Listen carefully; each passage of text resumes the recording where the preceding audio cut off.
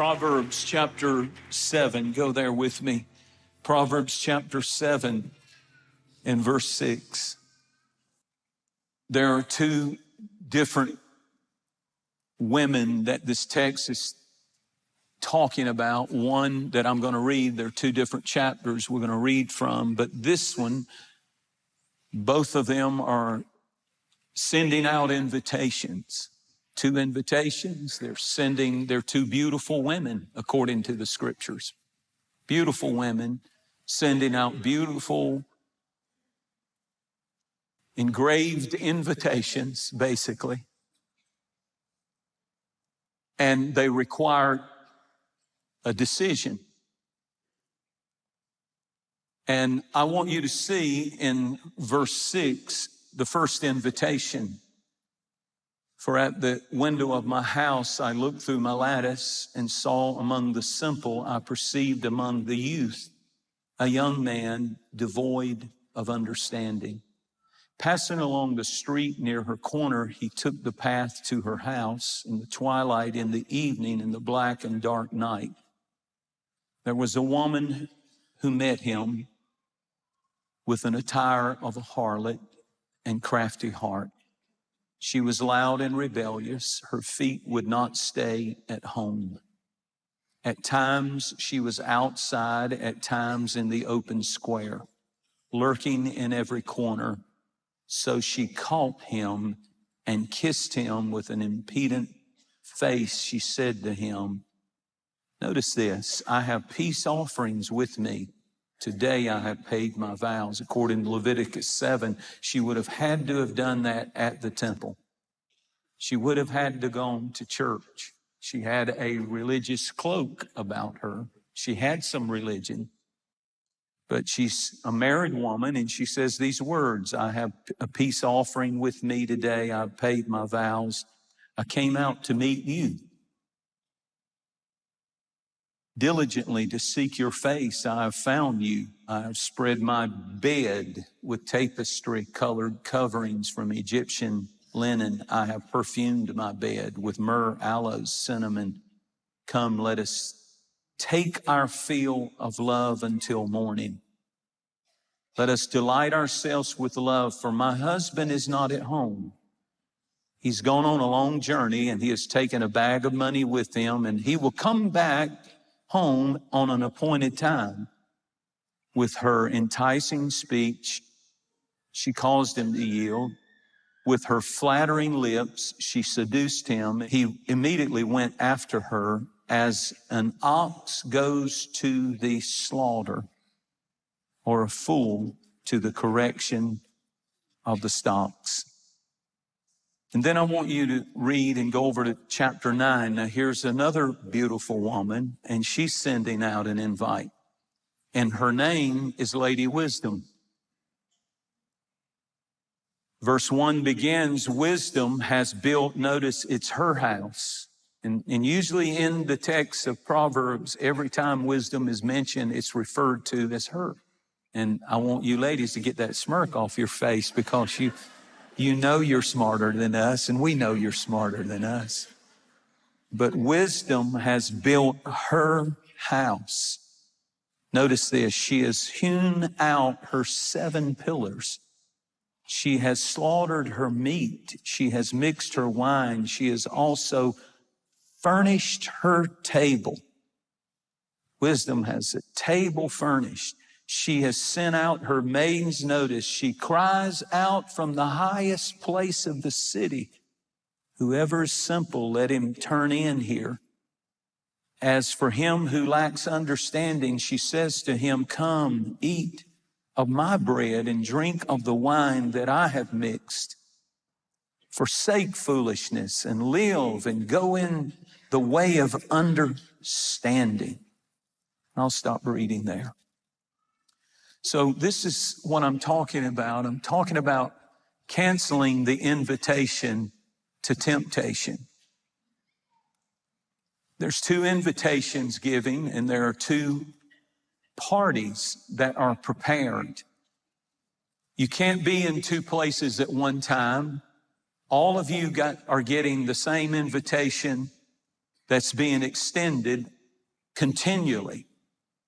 And you have to choose. You have to RSVP one, and you cannot stay neutral. You're either going to enter into the house of folly, into the house of temptation, into the house of sin, or you're going to enter into the house of wisdom. Both have sent you an invitation. It's your decision, not God's. It's your decision.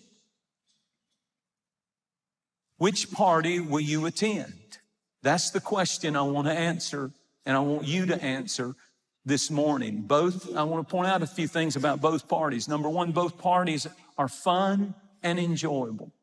Both parties have good food. Both parties have entertainment that has been provided.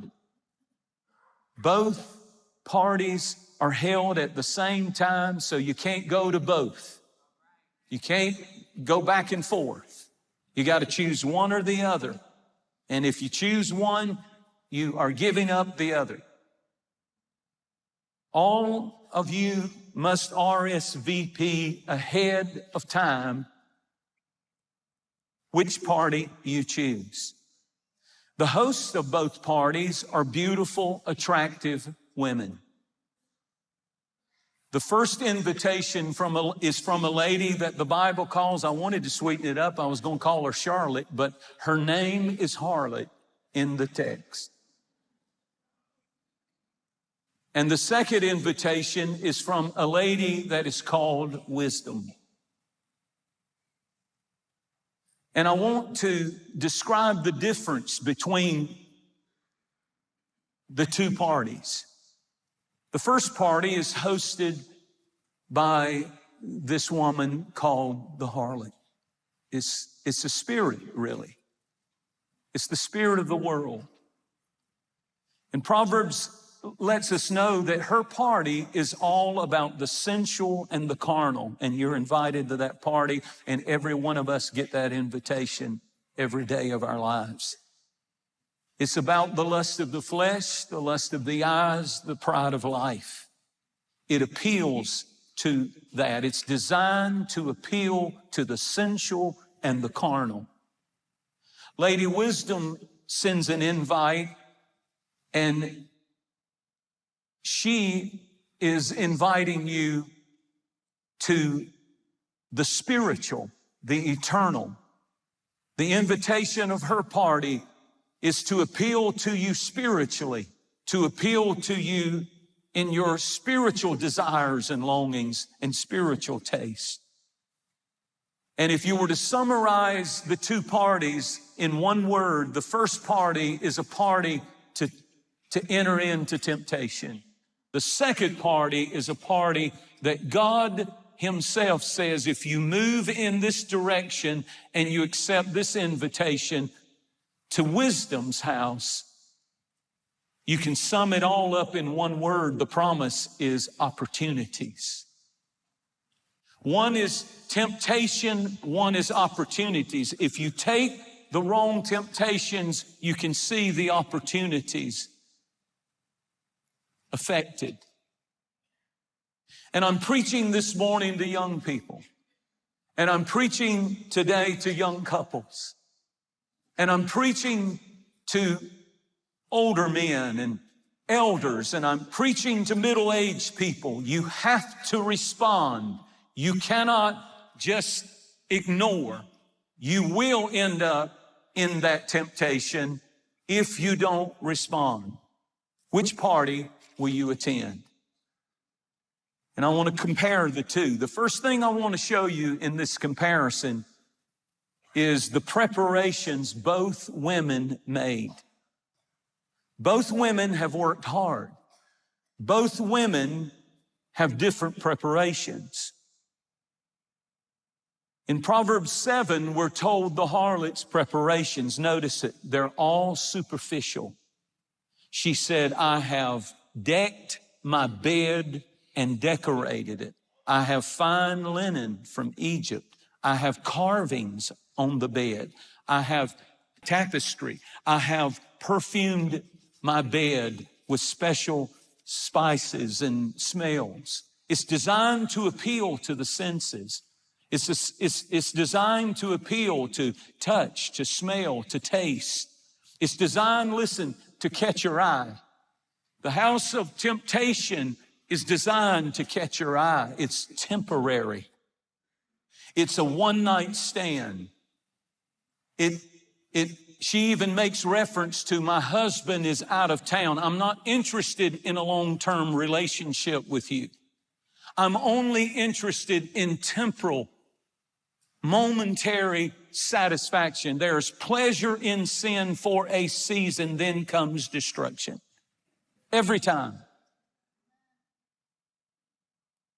And the man is on a trip, so there is a finish date that sin has. Anytime the devil gives you a pleasure, everything in his bag of tricks, there is an expiration date on it. I don't care. And I'm not denying that it's not pleasurable. But the devil is after every man, every woman, every marriage, every family, every teenager, every child that I'm preaching to right now. And it's designed, the house that she had prepared, the setting that she had prepared, was designed to catch the eye. It was a party that was appealing to the flesh. Listen carefully. It's preparation for a one-night stand plan. She has a one-night stand plan. Notice that there's nothing in the temptation plan that has to do with the long haul. No plan for generations. No plan for the future in it. No plan but a one-night stand. No plan, no destiny, no future, no marriage in it, no commitment in it, no concern for the children's children. Your marriage, nothing. It's a decision to attend the harlot's party is to say yes to the temporary. That which thrills and then kills. That which fascinates and then assassinates. I want something that will last in my life.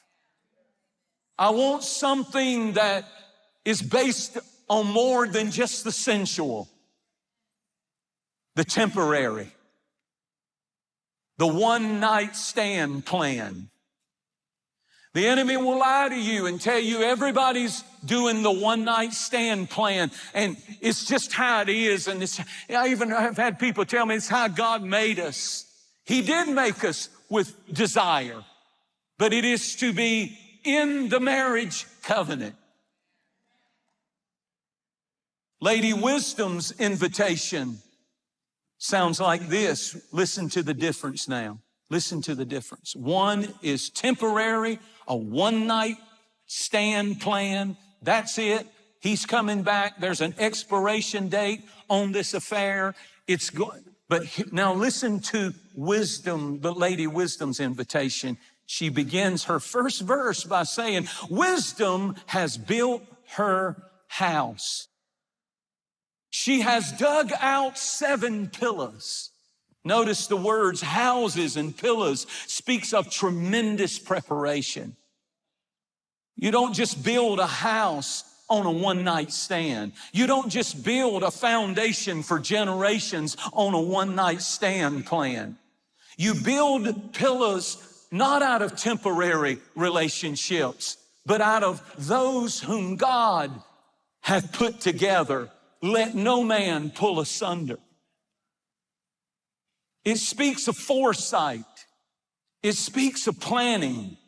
It speaks of great future, a great future together and generations. It speaks of generations. It speaks of thinking about the long haul, not the momentary sensual fulfillment of the lust of the flesh and the lust of the eyes. If you take the invitation to the harlot's house, it will lead you to pain and sorrow. And my objective in this sermon And I didn't expect to get any amens, and I don't need any because I've come with a word from the Lord. And he said, if you'll tear up the harlot's invitation and fully choose the house of wisdom, opportunities. Oh, God has everything we could ever dream and even so much more. Life and life more abundantly. I want to respond to Lady Wisdom's invite. I want something lasting. And I'm preaching this morning, get your eyes off of the cheap. Get your eyes off of the temporary. And get your eyes on that which will stand the test of time. Build your life and your future on something that will last. A house with pillars that has been prepared. It's got strength. It's got future in it. It's got blessing in it. It's got the favor of God in it. Don't think that you're too godly. For those of you who are sitting saying this sermon is not for me, don't think that you're too godly for the harlot's invitation to get to you. We have to constantly embrace Lady Wisdom.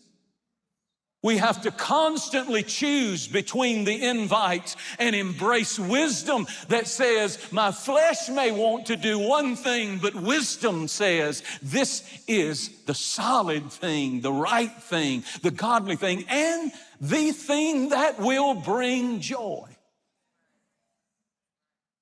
You have to constantly hear and think and let God guide you by the Spirit.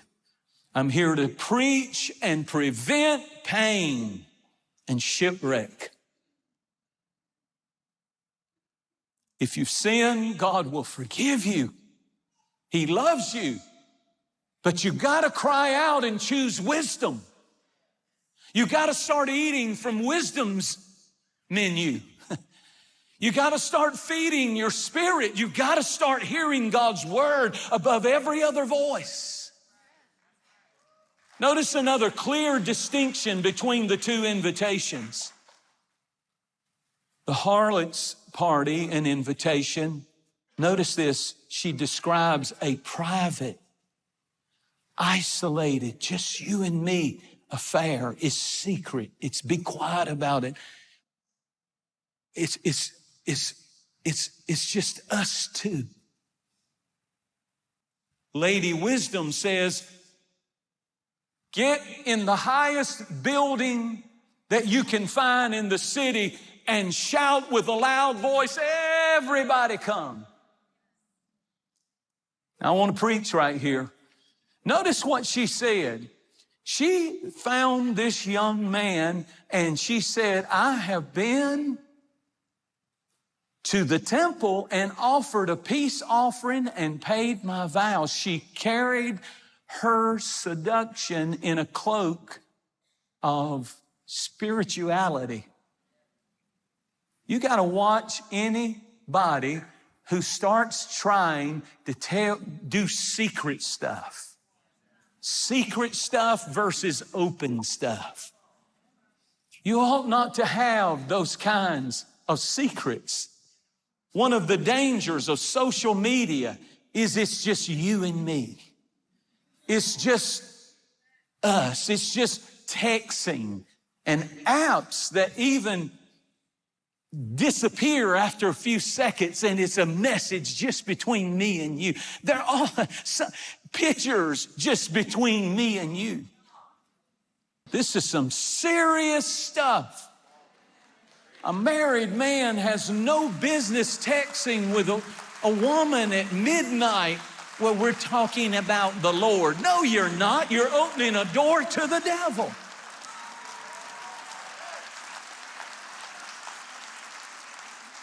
I'm not against the use of social media. I'm against the stupid use of social media. Why would any Christian have an app that sends a message and it disappears 30 seconds later or whatever? I don't know. I don't have one. I don't know how to do an app. I have no apps. And I want it that way. They try to do it, I don't want it. I don't look at my Twitter. I don't even have it. All I have is Instagram. That's it. And my kids know my code, and they can look at my phone, and my wife can take my phone. I'm just telling you that the enemy's invitation is one of secrecy.